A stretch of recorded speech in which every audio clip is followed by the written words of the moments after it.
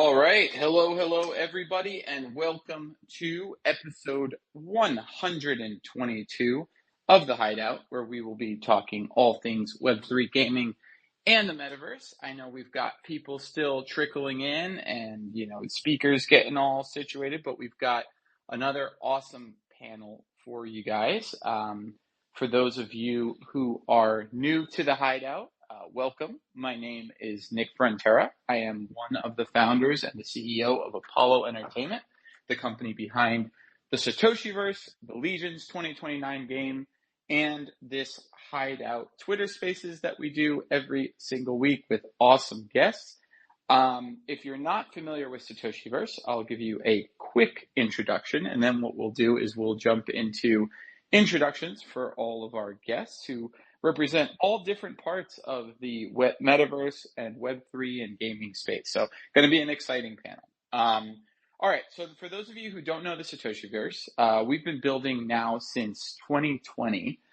We started off as a comic NFT collaboration with the infamous Jose Delbo, who was a 60-year DC and Marvel comic artist who we worked together with to create our superhero, Satoshi the Creator, modeled after the story of the infamous Satoshi, and him coming back as a superhero to lead a rebellion against the defenders of Fiat, who call themselves the Defenders of Freedom, and lead the world back into this dystopian future where they have taken over. So we've got this deep lore that we built out.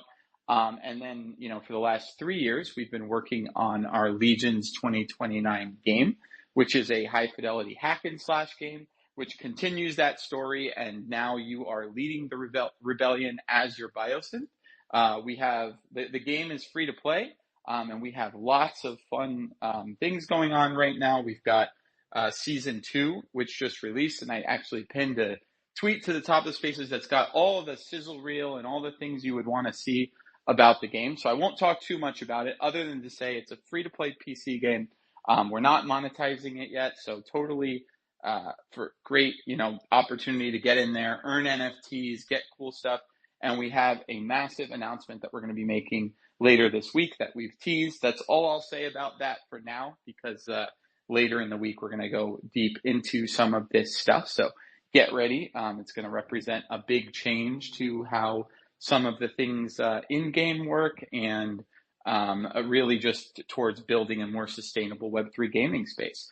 That's all I'll say about that for now, but check out our tweet. There's an opportunity to, maybe retweet it and drop your ETH address. So that's all I'll say on that one. Beyond that, we do this Hideout Spaces every week where we bring out awesome guests who we will introduce very soon. We've got a pretty broad panel today. Everything from gaming to content creators to, really, really cool, DPIN type stuff. So very excited. So why don't we do this? Why don't we start with some introductions? And I'm just going to go in the order that I'm seeing them. And tell us a little bit about what you do in the space, if any projects you represent, anything cool that you've got going on. Feel free to pin anything to the top of the spaces. We love to see visuals. So definitely pin stuff up there. And then, we'll jump into the questions after that. So why don't we start with our friend Muke? Welcome to the space. GM, everyone. Great to be here. So I can introduce myself. I'm Muke, content creator specializing in Web3 gaming and competitive play. So since 2021, I have been deeply immersed in the ecosystem, promoting advanced strategies, educational content, and traveling the world to onboard users IRL. That's my passion. So I'm the Ibero-Latam ambassador for Blockchain Game Alliance, and I love connecting with communities that drive the future of blockchain gaming. Amazing. Well, we had a fun stream the other day and I know that one's recorded, where we were talking all about, Legions and kind of got into a little bit where the Web3 space is going and the gaming space is going. I'm excited to dive in a little bit deeper into that during this spaces and kind of get your thoughts on some things, because it feels like every 2 weeks, the meta changes in this space. So definitely excited to dive in. Let's go over to our friends at WatchX, who is back this week. Hopefully we are not having any technical difficulties. How you guys doing?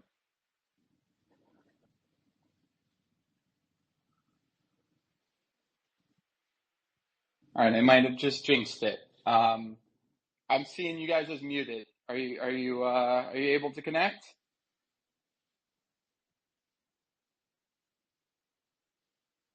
Weird. It feels like every time with Twitter does not like like us, and WatchX trying to get them on stage. So we'll come back to WatchX, see if we can get the mic issue sorted, and we'll move on. How about we go over to Tony? Welcome to the Spaces. Tell us. Hey, GM, everybody. I am coming to you from Las Vegas. I just landed. I'm at the Excalibur Hotel. Found myself a quiet little area by the chapel. I'm here talking about Wildcard today. We are a pre-alpha early access 2v2, we call it a CCAG, a collectible card action game, but it really presents like a MOBA, third-person MOBA like Smite with some collectible card mechanics built in. I just posted some stuff about our current playtest up top, but we are marching towards our Steam Next Fest and really real launch into early access here in the next couple of months. So super excited to be here. Thanks for the invite, and can't wait to chat with everyone up on the stage more. Amazing. Are you going to be in Vegas for the BTC conference, or are you there for something else? I am here for a conference called MAU, Monthly Average Users, okay. And I'm going to be talking to a bunch of traditional ad tech people about how to go acquire users, like real users to come play the game. Fun. Well, I guess I'll make a little plug though, because next week is BTC 2025 in Vegas, and we will be there. So if anyone from the community is there, hit us up, let us know. And then the following week we'll be in Lisbon for NFC Lisbon. So if anyone is at either of the events, part of the Satoshiverse community, really any of the attached communities, let us know. We'd love to meet you guys and have a drink or something. So definitely enjoy your time this week in Vegas. Hopefully it hasn't gotten too crazy hot yet, because it's what Vegas is known for this time of year. 86 degrees, but I'm not going outside. Oh, that's beautiful. Well, 86 is golden. The last time I was in Vegas, it was 110 degrees, and I went to a soccer game, so it was a little brutal. But 86 is perfect. All right, cool. So let's jump over to Devilfish. Welcome to the Spaces.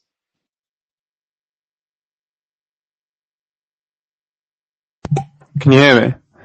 Yeah. There you go. Yeah, so I've got a new microphone. So, hi guys, I'm JJ, I'm founder of Devilfish. We're a free-to-play poker community. We do loads of free tournaments, and we do premium tournaments for our NFT holders. And we've got a partnership coming with Immutable and a free mint coming in the upcoming weeks. So we've got some really cool stuff coming, and it's great to be here. Appreciate the invite on your behalf. So cheers, Satoshiverse. Thank you very much. Amazing. Well, welcome to the Spaces. I love playing poker myself, so I'm excited to hear more. Yeah, and hear more about what you guys are doing. It's definitely crypto and gambling, or crypto and skill based card games, I think, have been tied together since the very, very beginning. So excited to see how that progresses, and I know we'll jump into that with some questions. Let's try to jump back over to WatchX and see if we can hear the mic. I think for me, it's showing that you guys are muted. I know you said you're on the phone and everything, but it's giving me that little red muted symbol right now.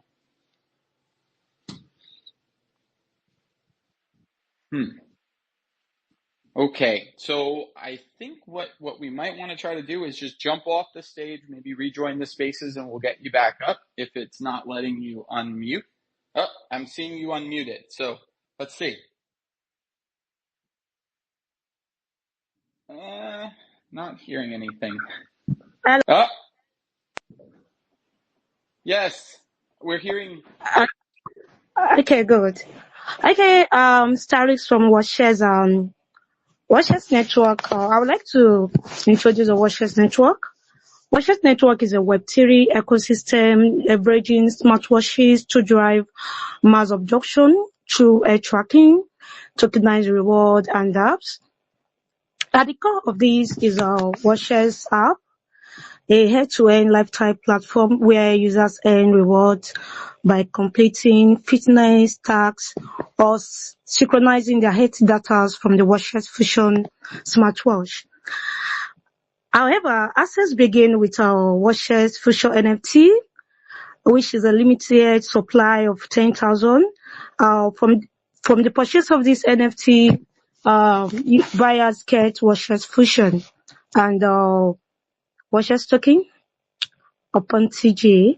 So with new AI agents, Watchers is set to offer personalized health coaching from managing hypertension to optimizing fitness. We are pioneering a wellness revolution where everybody health actions become digital assets. Amazing. Well, I'm glad that we have you on the spaces and that the mic is working. I'm loving the watch meets AI meets blockchain. I think that'll be awesome. And yeah, Yeah. let's dive into the questions a little bit deeper as we get there. And I'll kick it over now to Spencer for to take us away. Do we have? Yes, we have him over there. Hello, hello. What's going on, everyone? My name is Spencer. I'm the business development manager here with Satoshi and with Apollo Entertainment. I apologize if there's any background noise. I'm in New York City, and it's a little loud here. Currently sitting in Union Park, but gonna try to make it work for you guys. But yeah, I'm gonna be asking you the questions on today's space. And the first thing I'm gonna do though is go over some housekeeping items. And to start off there, I'm going to pin a tweet to the top of the space. So the tweet that I just pinned that says "We're live," that is for the giveaway that we do every week. And yeah, we're giving away 5 Satoshi's crystals this week, which is one of our main in-game resources. You need that in order to upgrade all of your in-game items like your avatars and your weapons, things like that. So very, very important resource within the Satoshiverse in Regions 2029. So all you have to do in order to win those 5 Satoshi's crystals or be eligible to win those is, yeah, just stick around until the end of the space. So for all of you here listening now, just stick around until the end of the hour and we'll choose a winner. Next, I'll get into the format of the space. So we're going to start out with a group discussion question. I will call on someone to start, and then from there, feel free to just jump into the discussion from there. No need to raise hands or anything like that. And then we'll get into some individual questions for each of you guys. And then lastly, if we have time at the end, we will do another group discussion question. But without further ado, let's get into the first question. I'm going to call on Tony to start this one. Sorry to put you on the spot, but I got to choose someone.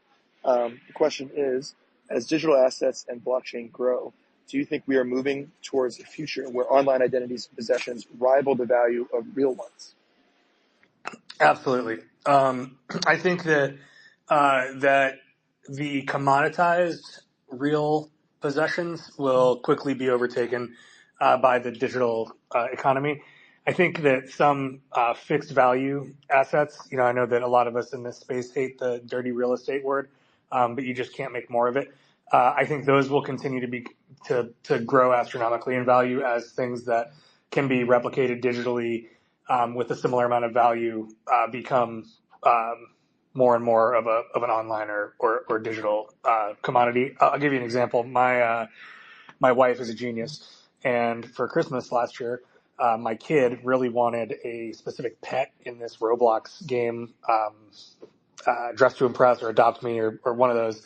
And so my wife actually ended up going on some third-party auction site and buying this fucking flying unicorn dragon and giving that to my daughter on Christmas morning.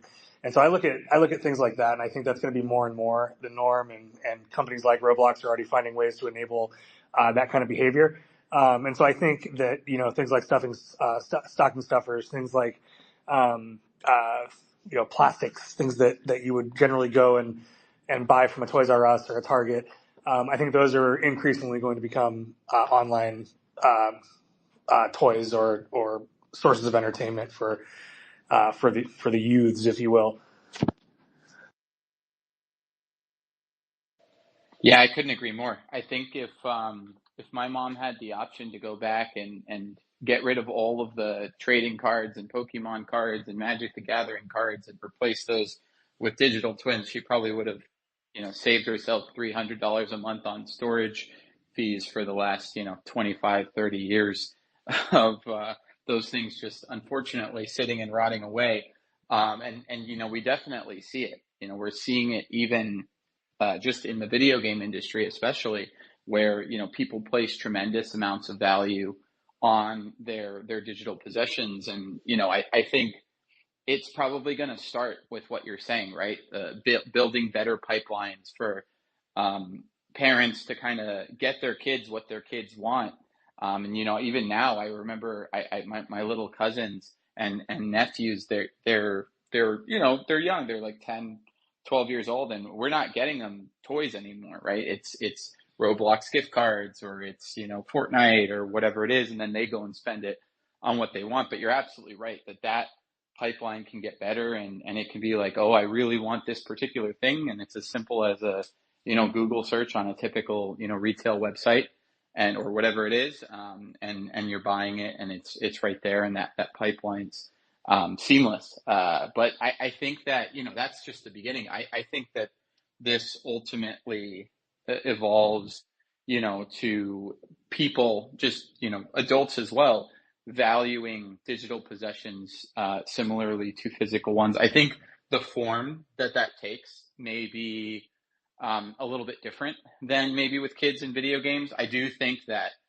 many of our daily experiences are going to become more digitized, and that entertainment is going to play a more pivotal role in our daily lives. I think a lot of people have this kind of doomsday projection about AI and robotics and the paradigm shifts we're going to see, in the next 10 to 20 years, based on this technology. And I I think I'm still on the fence on which way things are going to cut, and we really don't know, but I do feel extremely confident that entertainment is going to become more of a priority than ever, and entertainment is, moving more and more digital as we go, or at least digital adjacent, whether it's mixed reality or whatever it may be.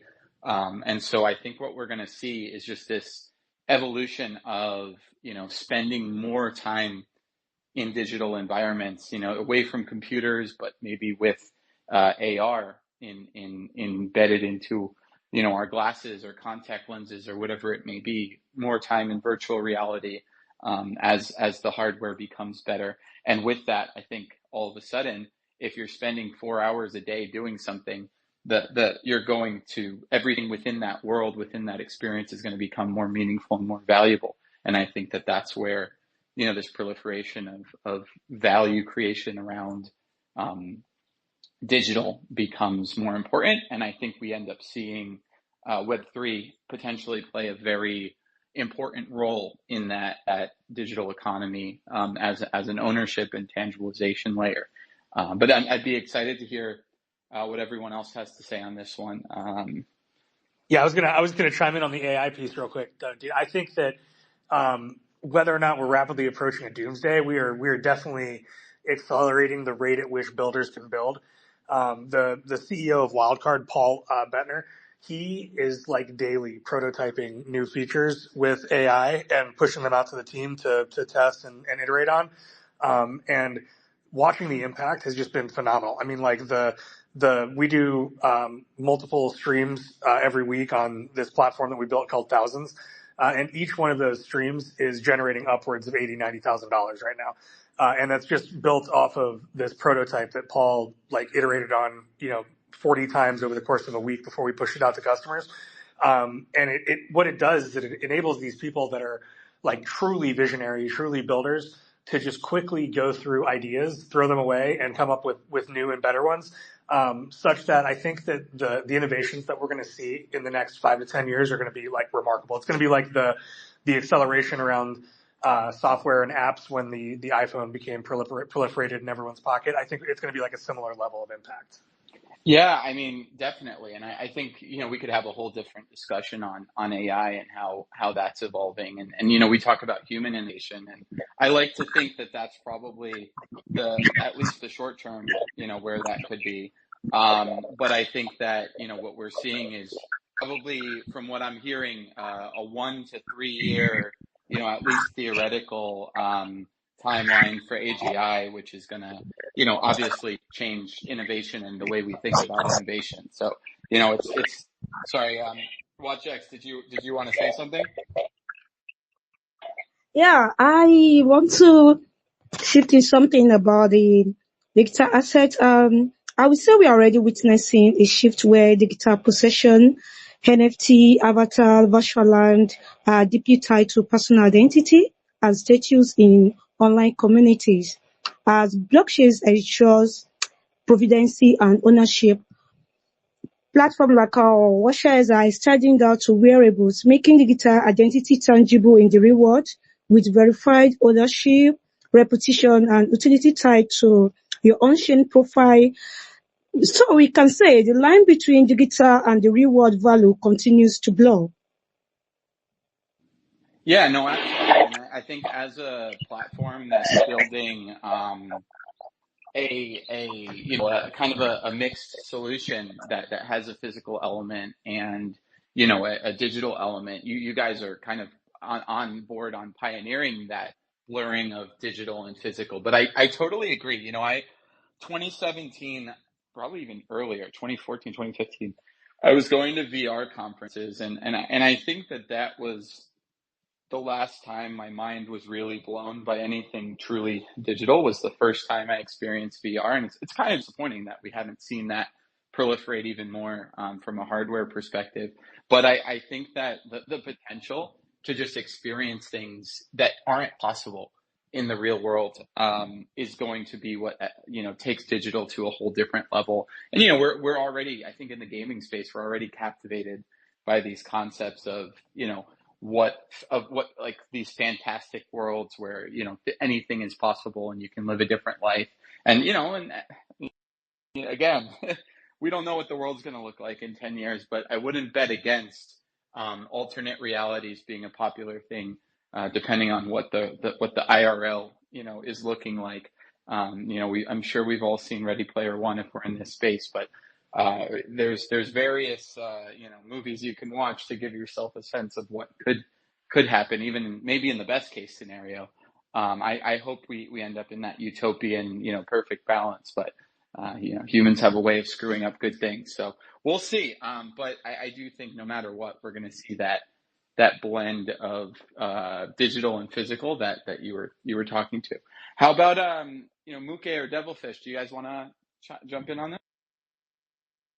I mean, I obviously agree with a lot of things you just said there. Like, digital identity is already massive, isn't it? We see it in loads of different games. I mean, especially some of the free games like Fortnite that blew up and kind of changed the landscape, or CSGO maybe, like when people were flipping skins for thousands of dollars, these knives, everyone was like, why the hell, like what is going on? And the market cap of CSGO's secondary market now, I think it's around like $4 billion. So there's obviously been a change over the last, 10 years, but as technology evolves, it's only going to get more digital, isn't it? And as more people come online in different spaces, and you touch on AI, but different games, I think people always want to stand out. Like, it's like human psychology to want to customize yourself or prove that you're the best, or, have the coolest jacket or the nicest hat. So I think digital identity is everything in a way. And you see loads of new platforms always onboarding it. They're always adding new customizations. They're always adding in-game emotes or things you can differentiate yourself from others. So yeah, I think it's massive. I think it's the future of gaming, and there's obviously big Web3 games, but there's some huge video games coming out like GTA 6. I'm sure we all know, like, it's going to be really interesting to see how they use that sense of digital identity and the stuff they bring out, and if they're going to have any, cool features that they haven't announced. So yeah, it's huge. I'm bullish on it. Like, we personally are incorporating those kind of features in our project where players can customize the avatar, because I'm so bullish on players being able to show that digital identity. So yeah, I think it's huge. Yeah. So I would like to add something here. It's like in gaming, players not only seek entertainment, but also status, ownership. So, and economic opportunities. tie it to their digital achievements, it's something great. And a high-ranked competitive profile or maybe a raid item in game can carry significant value both socially and financially. But actually, on Gamescom Latam, like I think was last week, I play wild cards. And I saw the skins, so that makes me like kind of, I want to own those rare skins. I want to have those status. So it's super important that now the digital has more like power than the physical, because you're more time in the digital. By the way, I have like Pokemon cards, but it's in my garage, super hide it. And in digital, I can use it every day. So that will be it. Yeah, absolutely. And, I think kind of common themes throughout this is, from a convenience standpoint, digital, it's replacing, we have real world needs to kind of reduce waste and things like that. Digital can help us do that. I think from just what the people want, when I look up, maybe the generations above me may not be as digitally native, but when I look at my younger, cousins and nephews, it's insane how integrated they already are. I think it's funny. We can debate this, at our age, and I don't want to.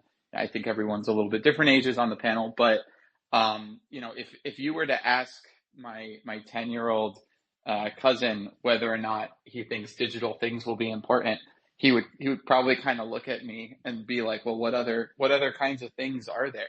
I mean, everything that he cares about is pretty much digital. It's the only thing, it's the Roblox skin, the Fortnite skin, the achievement, like that's, and now they're not even, I remember back in the day when video games, you'd have some friends over, but now I can't even, like his parents will be like, well, it's how they hang out with their friends. They're on FaceTime with each other, playing Roblox and building together. And, that's, as one who loved being outside and also loved video games, I think it's still good to have a balance. But we don't know. Maybe soon we have AR games that, Pokemon Go was kind of a revolution there.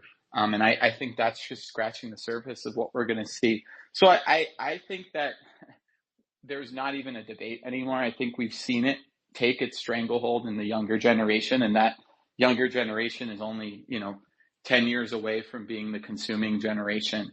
And the generation that's really, leading what companies are interested in building, because they'll be building for that generation. And so I think at the end of the day, it's a matter of when, and not if we move to this digital value proposition. And now we're just, kind of building all the rails for that. So great discussion. I'll pass it back to Spencer now to take us into some of the individual questions, as I know we've got a few of those. Awesome. Thank you, Nick. So first individual question is going to go to Wildcard. So how does Web3 asset ownership change the way that players build strategy and decks in skill-based trading card games like Wildcard?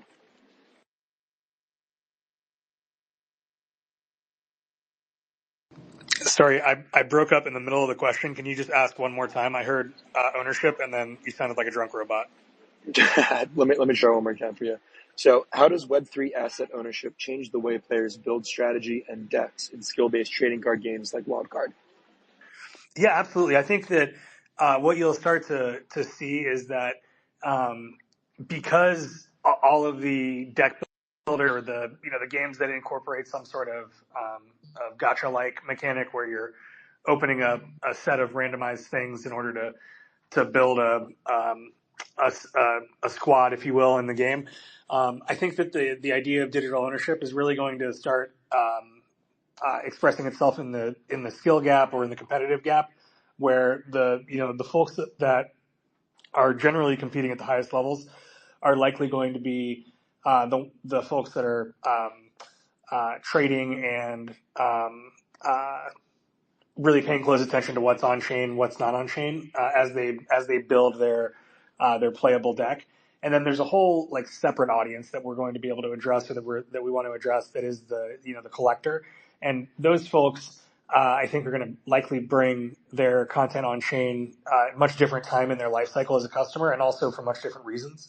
And so Where I think that, for example, games like Hearthstone or if anyone played Gwent, the collection mechanic in those games is really, in my experience, more focused on like building the deck, chasing a meta, and less about developing a bond or an emotional connection with the deck or the cards that you have.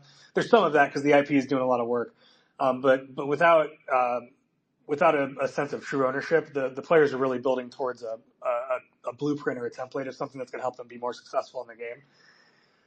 And so I think that with the ability to really truly own and take your assets with you from one place to another and buy, trade, and sell them, you'll see that collector cohort of customers really start to engage in such a way that makes it exciting for people who are not competing at the highest levels to participate in that economy. So I think tying it all back together, I think in the initial adoption phase, the people that are most excited about bringing assets on chain and owning them, I think are going to be the people that are competing and that are doing so because they want to be winning more and they're building their decks in such a way that allows them to do that. And I think that as that becomes more of a dynamic, and the IPs supporting these projects become more proliferated and more exciting for collectors to own, that long tail will follow. Yeah, I couldn't agree more. As someone who played games like Magic the Gathering and collected Pokemon cards growing up, I've always believed that trading card games are kind of the perfect microcosm for kind of all the different obvious value props of Web3. In that, when we're building games, and a lot of people talk about RPGs and they say, RPGs are kind of the place where Web3 makes the most sense. And, when you really look at games like Diablo or, World of Warcraft or RuneScape, I can see why people would think that and why people have that opinion. But I've always kind of disagreed with that, generally because those games are typically not designed to have, fully integrated real money elements throughout them, because there is such a progression element. Things like pay to win become such a challenge for games like that, and you don't want to break the game loop. And even you saw Diablo 3 when they introduced the real money auction house, the pushback and the challenges that were involved with that.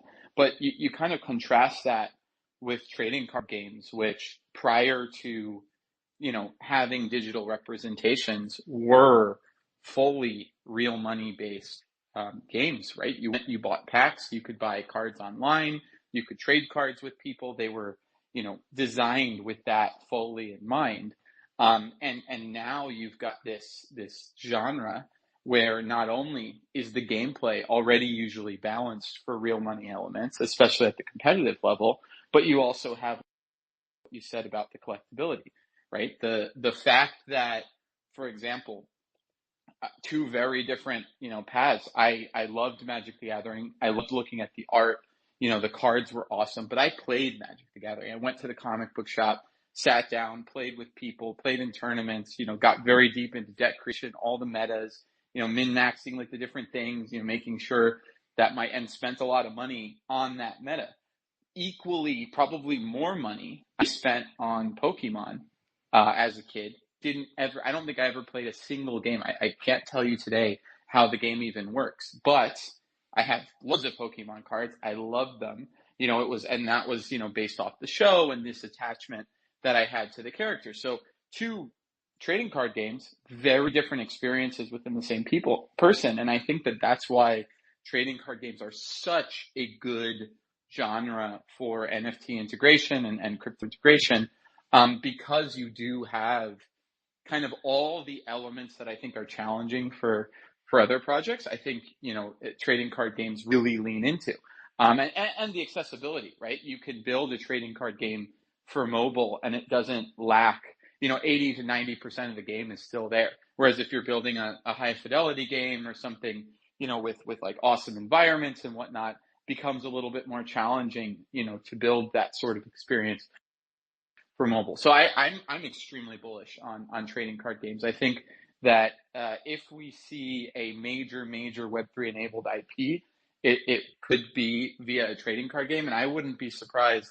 if one of the major current physical trading card companies dives into Web3 with digital counterparts, and we see, something like a One Piece or, some of these other big IPs jump in and say, okay, we can keep everything intact. We can keep the scarcity element. We could do all these cool digital pack breaking experiences, but we're going to do it with an ownability layer and really evolve that system. And then, then you see the hybridization. Actually, Spencer, I know that this is something near to you. I'm curious what you think about this genre going forward, especially with stuff like Courtyard, which now makes it so much simpler to buy and sell physical cards. That elevates the trading card genre in a new way as well, through Web3.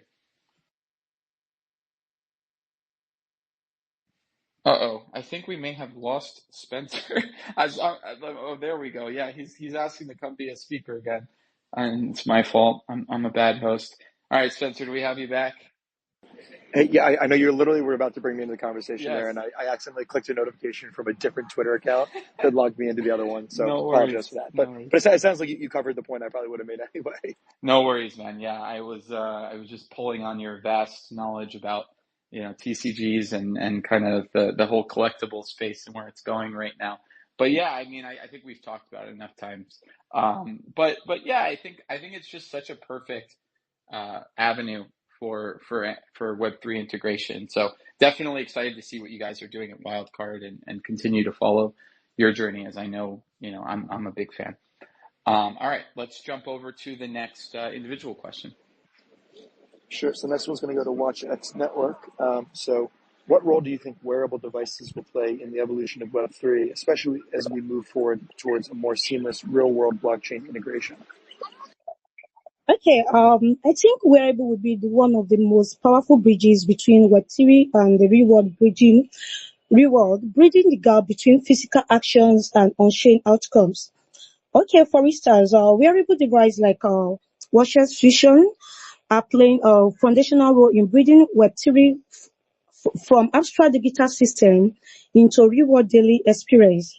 At Watchers, we have combined health, lifestyle, and blockchain into a single ecosystem that rewards users not just for being online, but for being active in the real world. When I mean active, staying healthy and engaging in daily or wellness activities and fitness.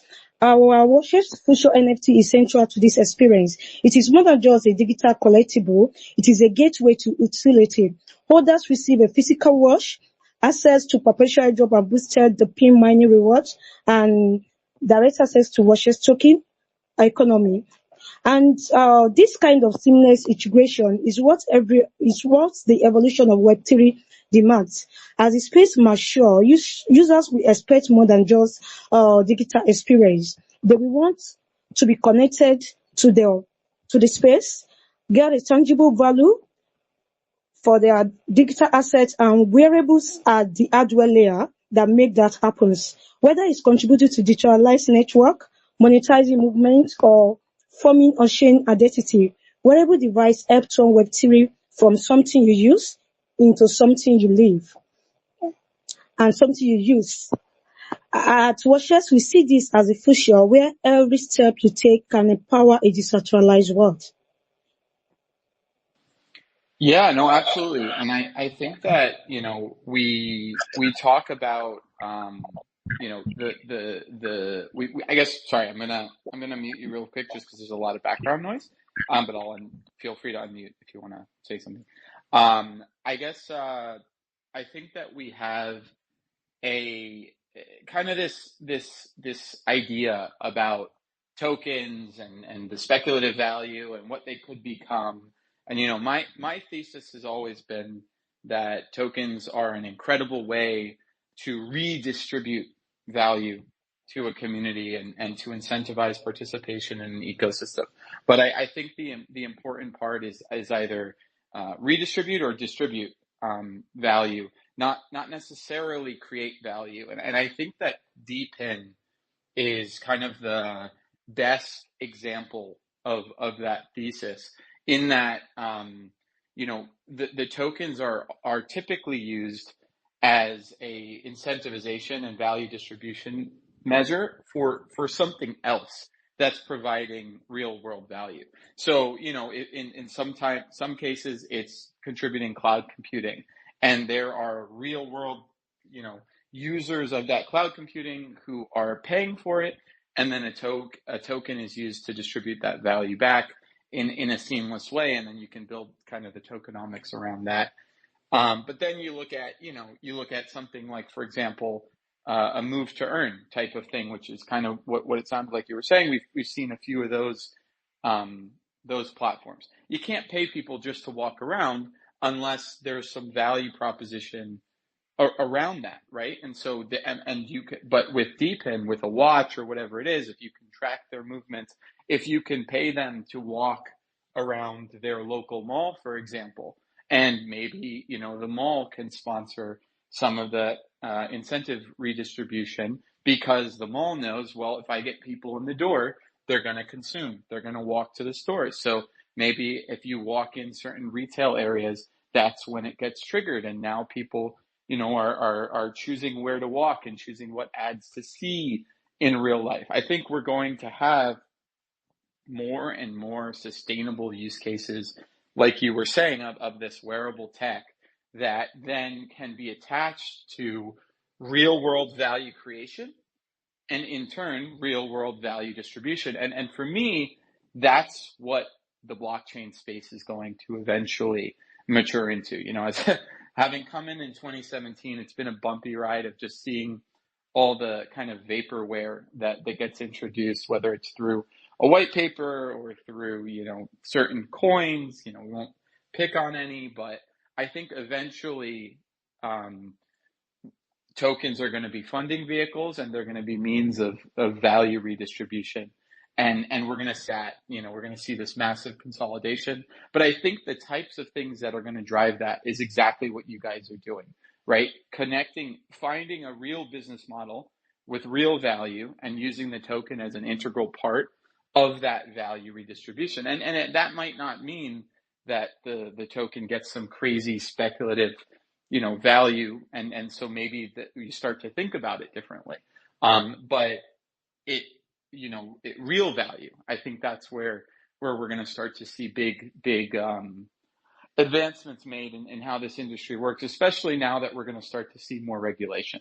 And I think one is going to lead the other in the next couple of years. I think we're going to have clearer guidelines to how tokens can be used. And so I know I'm getting a little bit away from the question, but I think DPIN and wearables are going to be a really good example of, incentivizing people to do real things that create real value, and then rewarding them with a token in a sustainable way that's essentially passing some of that value back to them, in the same way that you can play a game for free as long as you watch ads, right? And the ad creators are actually what's allowing that game to be developed for free. I think we're going to have similar things with DPIN and wearables as well. I'll let you respond to that if you'd like, but otherwise we can move on to the next question.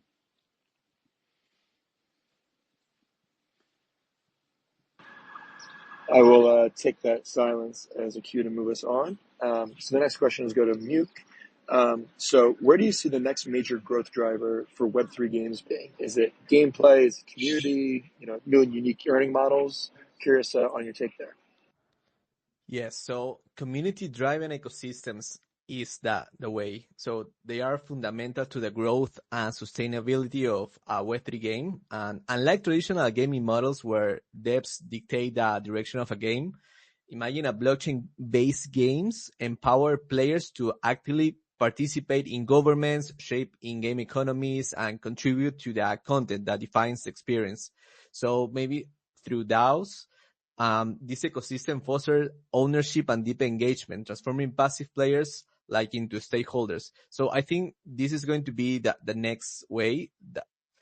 The user-generated content also plays this crucial role in scaling adoptions. So players given tools to graph and influence the game world. It leads to more organic expansion, like richer storytelling, more dynamic interactions from esports tournaments.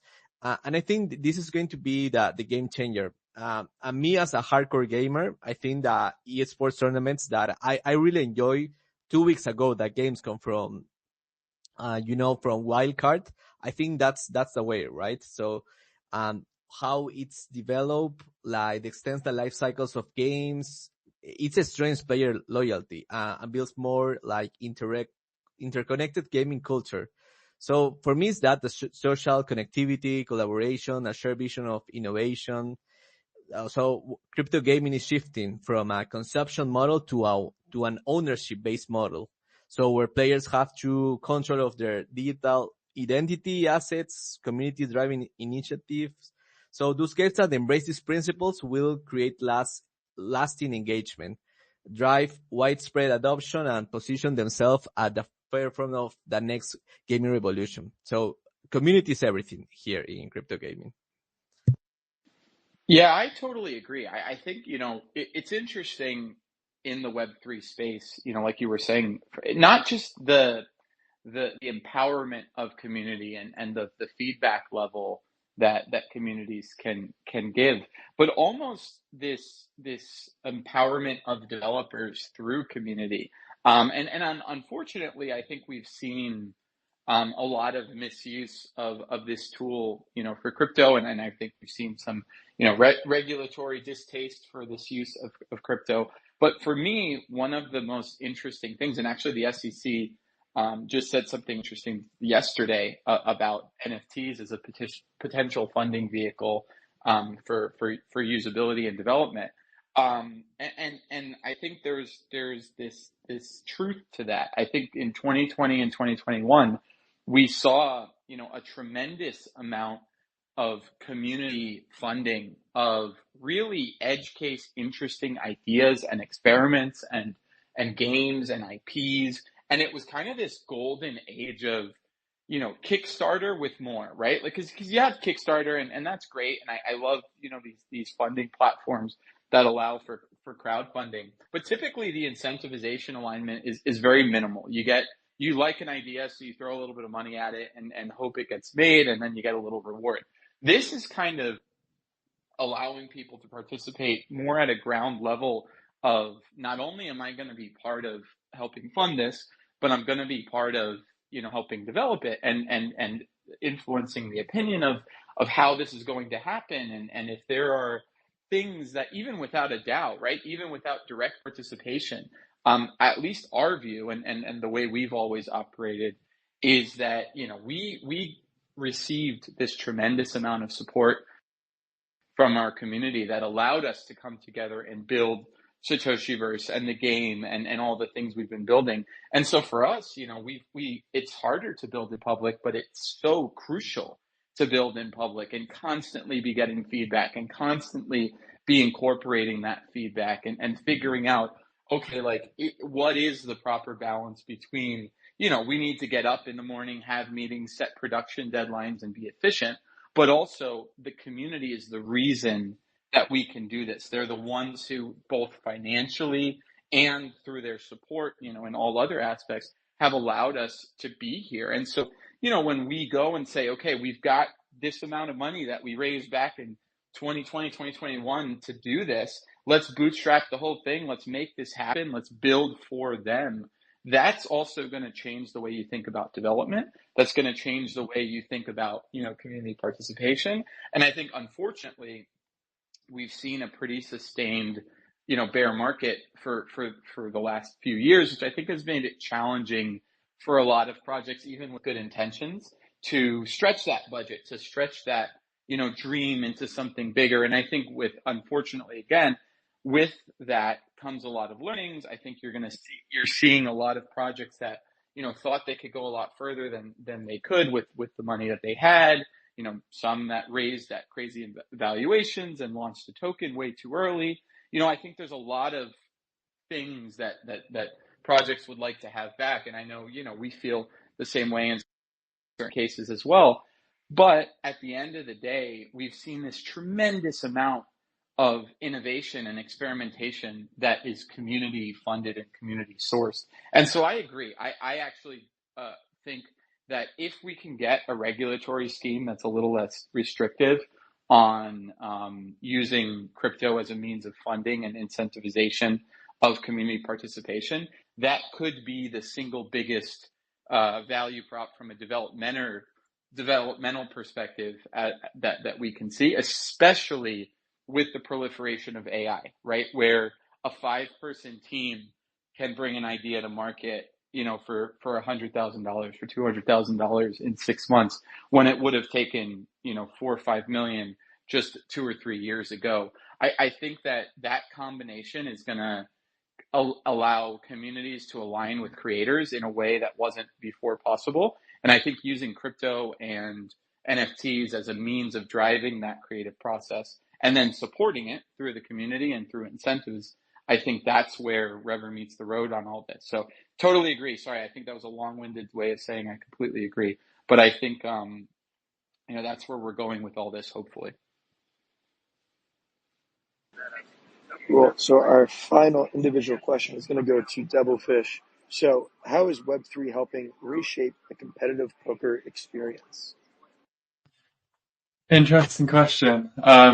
So I think it's changing it a lot, honestly, because I've obviously been in the Web3 poker space. We've been around a couple of years. We've been building slow and steady.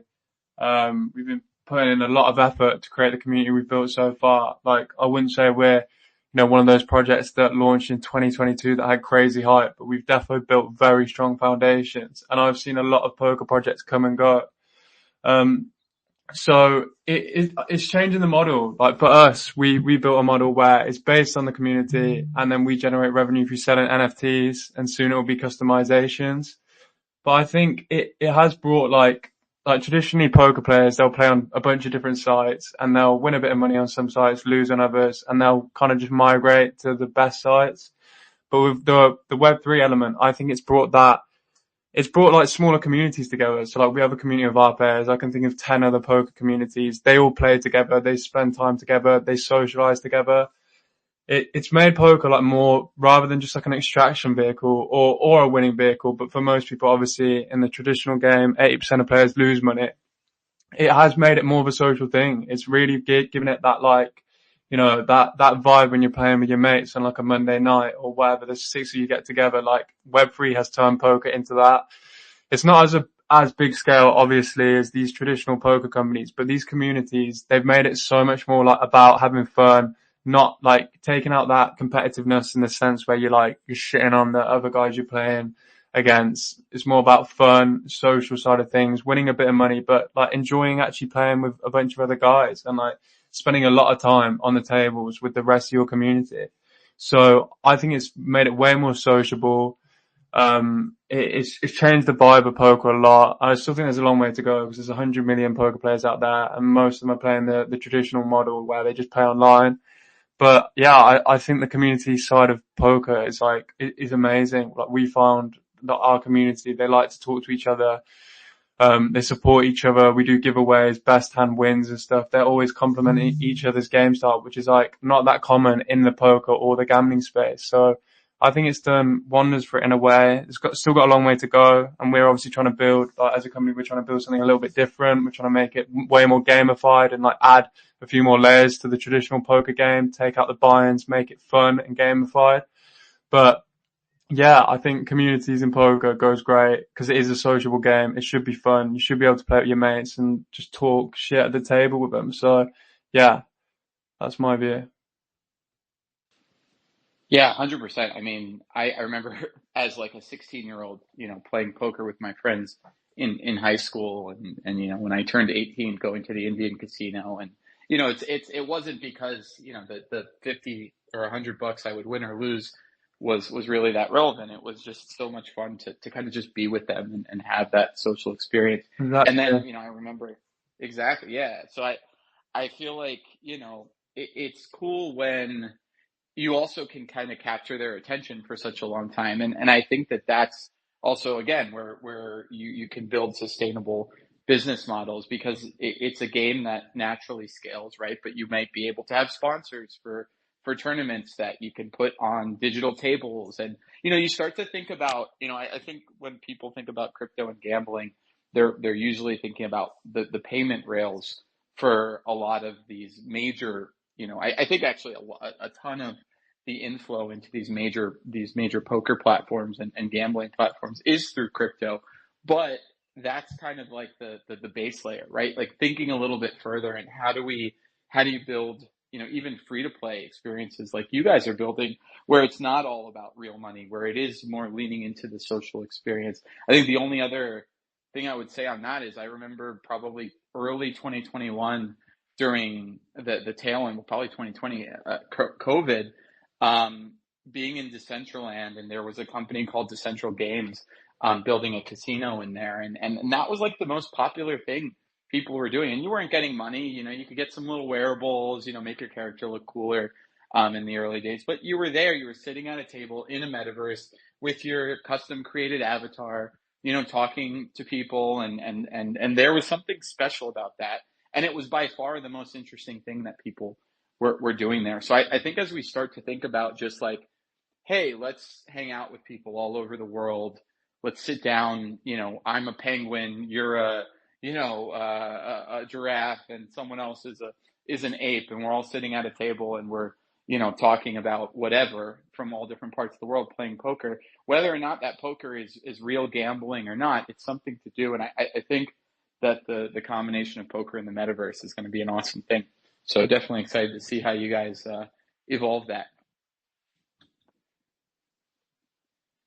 All right. Actually, I think we are at the end of the hour. So I will say, I guess we'll do a little bit of a closeout.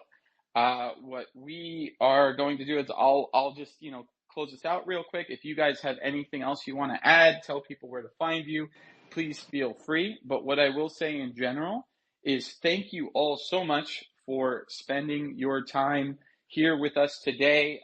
All of these projects are incredible projects that are doing really awesome stuff in this space. So please, if you were here in the audience, give them a follow, check out what they are doing. Thank you to everyone who joined us live. I know we have a giveaway that we still need to announce, so I'm going to kick it back to Spencer to announce the winner of the giveaway, and then I will wrap us up finally.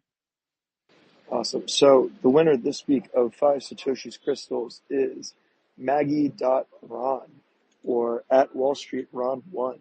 Congratulations, Maggie.Ron. In order to claim your prize, all you have to do is go to game.legions2029.com. So it's game.legions2029.com. Create a free account and then send us a DM with your username, and we will drop those into your account. Congratulations. And Nick, I'll pass it back to you to close out. Cool. And so just again, thank you everyone. If you are unfamiliar with the Satoshiverse and what we are building with Legions 2029, check out the pinned tweet here on the spaces and on our profile.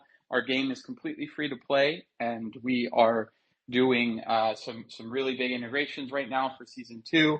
And I know I've been leaking little bits and pieces of this over the last couple days, but we have something big coming this week, and I think everyone is going to be excited. It is something we've been working on now for about a year, so very excited to introduce something new to the game, and I think it couldn't be a more perfect time to jump on board and to start diving into what we're building. But I would also love to hear from our guests. If you want to close us out, please feel free to give us a quick refresher on what you guys are doing, where to find you, because I know we have more people here now, and then we'll wrap up the spaces. Let's do Devilfish first, then Muke, then Tony, then Watchex. Yeah, well, thanks for having us on. And for us, well, if you like poker, come play in our free tournaments. We give away real prizes. If you wanted bigger tournaments, grab an NFT. But we've got a free mint coming on Immutable partnership with them in about six weeks, I'd say. We haven't actually announced a date, but yeah, if you like poker, come claim a free NFT and you'll be able to play in free role games. So, but yeah, thank you very much for having me. I appreciate it. And you guys have done a great job. So Thank you. Yeah, so for me, if you want to see the gameplay of a hardcore Web3 gamer, just follow me on X here, on Twitch, on YouTube, it's the same, Muke Gaming, and also I want to explore more about Satoshiverse with my community. So that will be, thank you for the invitation.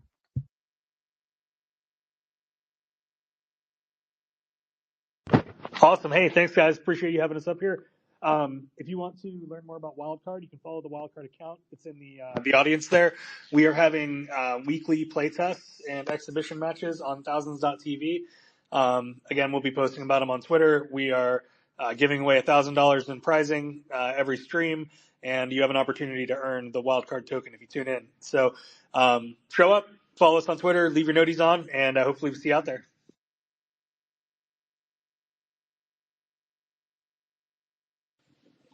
All right, WatchX, do you want to close us out?